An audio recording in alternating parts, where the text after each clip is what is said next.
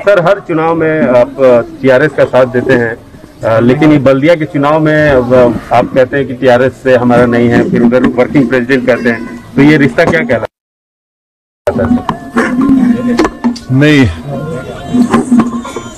हमारा टीआरएस से जहां हमारा मुकाबला है, अभी तो यकीनन हमारा कोई टीआरएस अलायंस नहीं है। खुद यहाँ जिस वार्ड में आज हमने पदयात्रा की है, वहां यहाँ पर टीआरएस का कैंडिडेट है, तो यकीनन हम टीआरएस से हमारा मुकाबला होगा।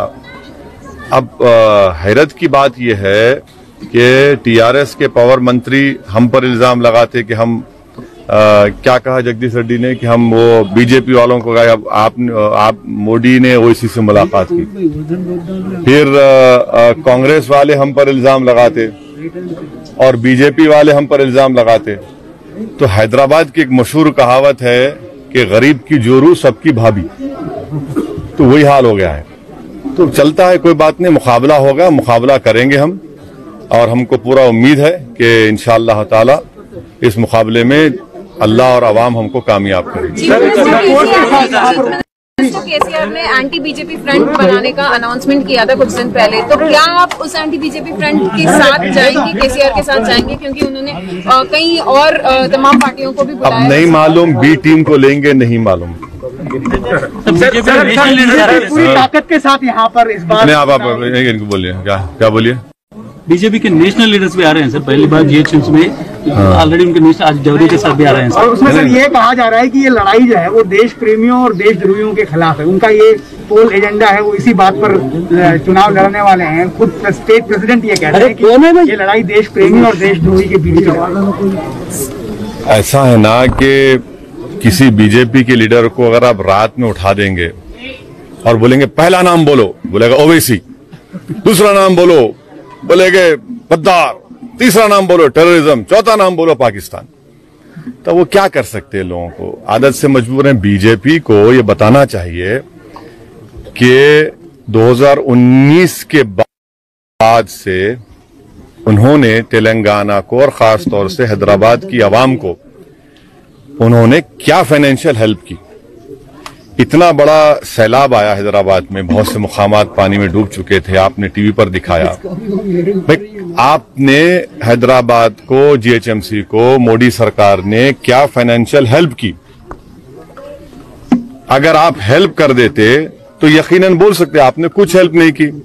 तो जाहिर है हेल्प नहीं करने की बुनियाद पर, कोई मदद नहीं देने की बुनियाद पर अब इसको एक कम्युनल रंग देने की कोशिश कर रहे हैं। यहां पर कुछ होने वाला नहीं है, अवाम जानती है, जनता जानती है। यकीनन कोई भी आके इलेक्शन लड़ सकता है, कैंपेन कर सकता है, तो इससे हमको कोई मतलब नहीं। सर कल आपने ट्वीट किया था यूएपीए पे, और आप जो सवाल उठा रहे हैं क्या सर? एमएचए भी उसी का सब क्वेश्चन है। एमएचए मतलब रेडिकलाइजेशन पे जो क्या है, आप फिर सुनिए यूएपीए के लिए मैं 2008 या 9 में जब चिदम्बरम साहब होम मिनिस्टर थे, जब उसका अमेंडमेंट लाया गया, मैंने पार्लियामेंट में उसका अपोज किया था। 2019 में प्रेसिडेंट होम मिनिस्टर जनाब अमित शाह उसका अमेंडमेंट लाए, मैंने उस वक्त भी अपोज किया। तो यूएपीए एक ड्रैकोनियन कानून है और इसकी जिम्मेदारी कांग्रेस और बीजेपी पर आयद होती है। दुनिया में कोई भी ऐसा देश नहीं है जहां पर कोई कानून में 120 दिन का डिटेंशन होता है। चाहे यूएस का पेट्रियट एक्ट ले लीजिए या यूके ले लीजिए या रशिया ले लीजिए, 120 दिन का। और वो जो अमेंडमेंट्स कांग्रेस ने किए और बीजेपी ने किए, मेरी राय में वो अनकॉन्स्टिट्यूशनल हैं, वो राइट टू इक्वालिटी के प्रिंसिपल्स के खिलाफ हैं। इसीलिए हमने कहा कि मैं शुरू से यूएपीए का खिलाफ रहा हूं, और उसकी मुखालिफत की वजह यह है कि ये कानून को हमेशा, चाहे कांग्रेस हो या बीजेपी हो, माइनॉरिटीज, दलित्स, ट्राइबल्स और जो किसी सरकार के खिलाफ होता है उनके खिलाफ इस्तेमाल होता है।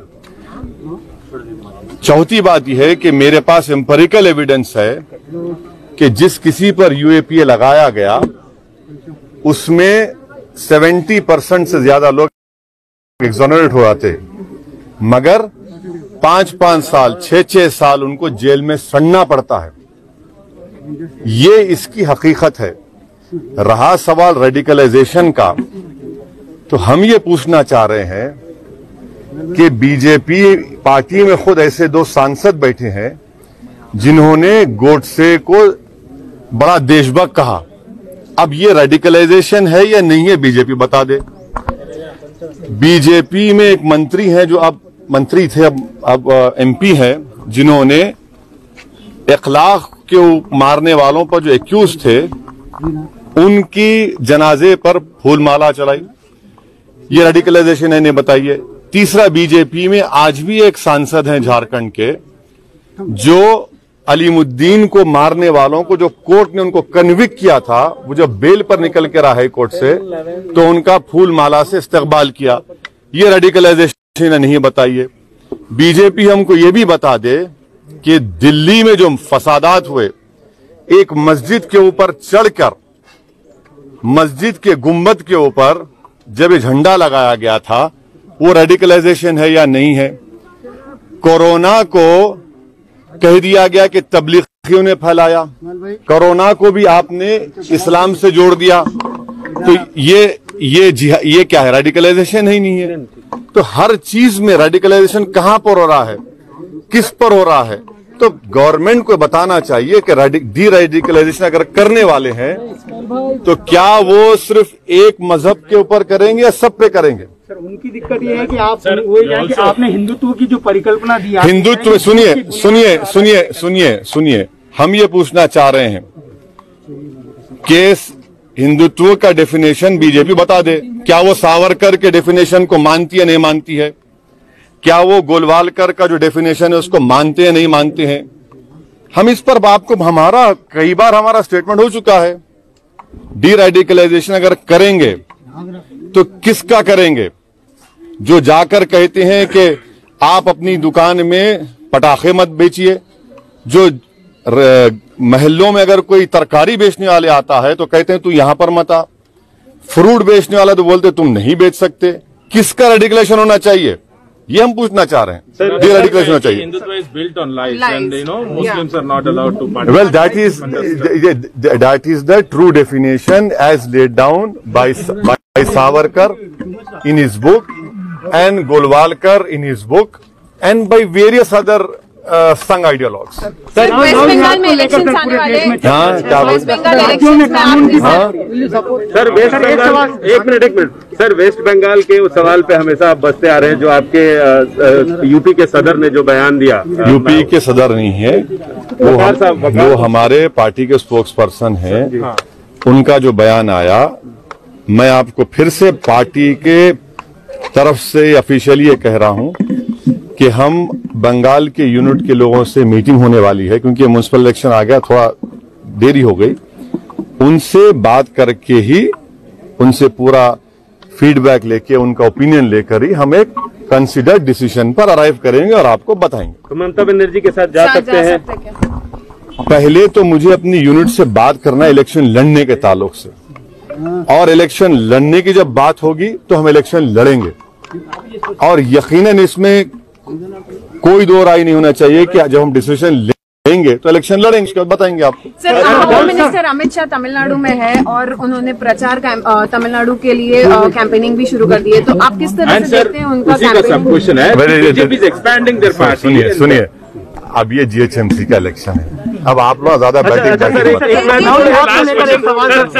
राज्यों में कानून बनाने की बात हो रही है, लगातार विरोध हो रहा है लव जिहाद को लेकर, आपका क्या ओपिनियन है? क्या वाकई में? एक मिनट, देखिए, ये कॉन्स्टिट्यूशन में आर्टिकल 14 और 21 का ग्रॉस वायलेशन होगा। इनको संविधान पढ़ना चाहिए।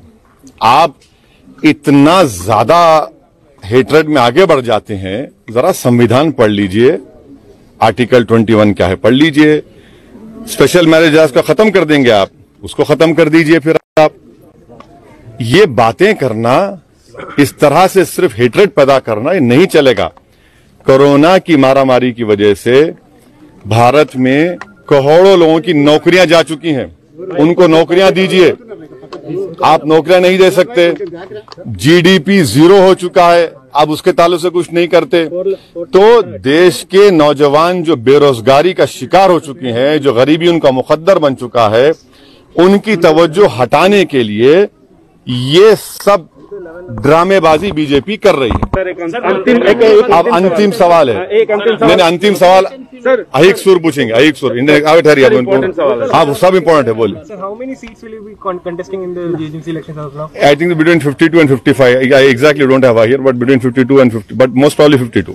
सर लव जिहाद का बड़ा चल रहा है और कई स्टेट उसको कानून में तब्दील करने की बात कर रहा है, और इसके साथ ही यूपी में काऊ कैबिनेट बनाने, एमपी में काऊ कैबिनेट बनाने की बात कही जा रही है। सिटिंग भी है सर। देखिए आप जो बनाते बना लीजिए।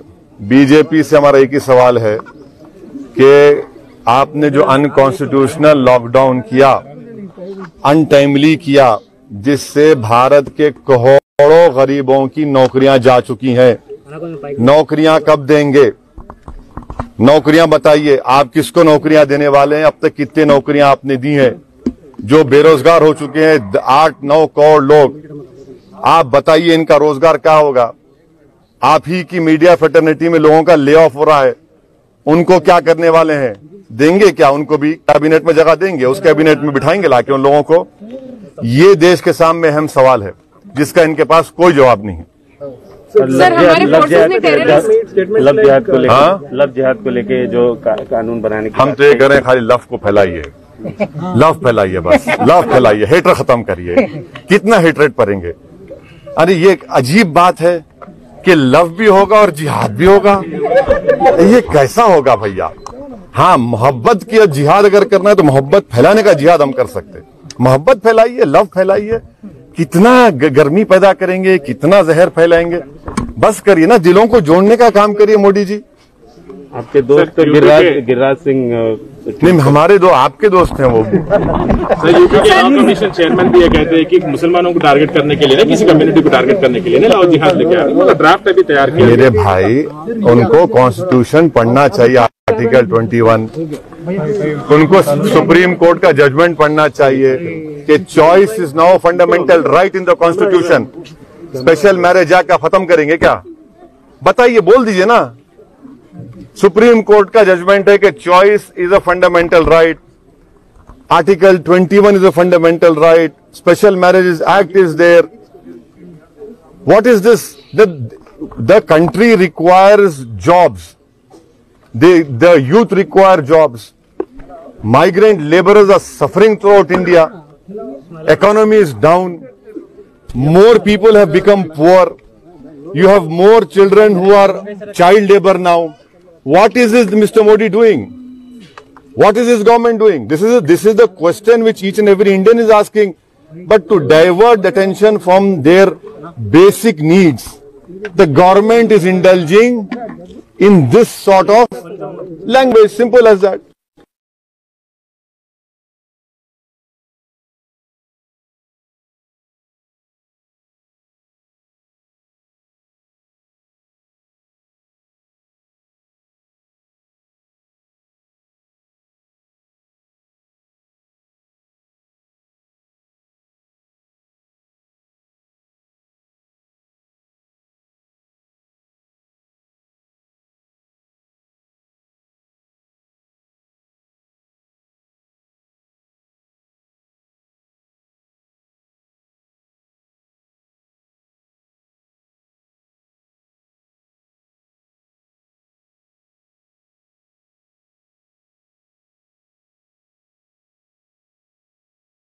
रिया क्लिनिक निर्मल में जड़ी बूटियों से बेहतरीन इलाज का वाहिद मरकज, जहां डॉक्टर राहुल कुमार और डॉक्टर सुचित्रा बगैर ऑपरेशन के इन बीमारियों का इलाज करेंगे। Piles, hydrocele, bleeding piles, fissure, sex के अलावा खवातीन के अंदरूनी अमराज के लिए खातून डॉक्टर्स की भी सहूलत। रिया क्लिनिक रब पैदा करें, बुधवारपेट रोड नजद 4 नंबर मंदिर निर्मल। रिया क्लिनिक फोन नंबर है 9177799505। 8341337641।